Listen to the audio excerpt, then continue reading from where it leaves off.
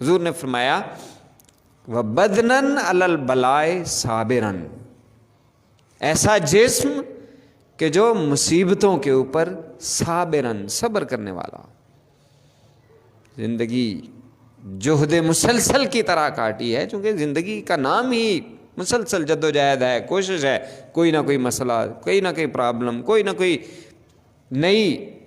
Situation اس کو handle کرنا پڑتا ہے، مشکلات ہوتی ہیں، پریشانیاں ہوتی ہیں، اور اللہ کے دین پر چلتے ہوئے تو اور بھی زیادہ مشکلات آتی ہیں۔ جو جتنا اللہ تعالیٰ کے دین کے اوپر چلتا ہے، شیطان بھی اس کو مختلف حملوں کے ذریعے سے آزماتا ہے، اللہ تعالیٰ کی طرف سے بھی اس پر آزمائشیں آتی ہیں۔ اب دیکھ لیں کہ جتنے بھی اللہ کے نبی اور پیغمبر ہیں، جتنا اللہ کا ان کو قرب حاصل ہے، اتنی ہی ان کو آزمائشیں بھی زیادہ تھیں، لیکن ان آزمائشوں سے گھبرانے کی بجائے اگر بندہ اس پر صبر سے کام لیتا ہے تو بدنًا علی البلائے صابرًا، مصیبتوں پر صبر کرنے والا اگر جسم ہے تو پھر بھی یہ اللہ کی بہت بڑی نعمت ہے۔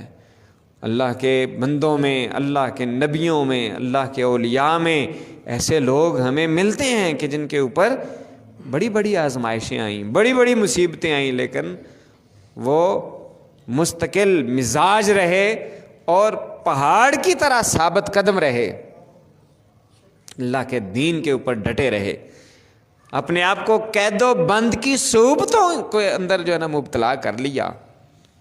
قید بھی کیے گئے، کوڑے بھی مارے گئے، ذیتیں بھی دی گئیں، مخالفتیں بھی ہوئیں، لیکن وہ ان سب مصیبتوں پر صبر سے کام لیتے رہے۔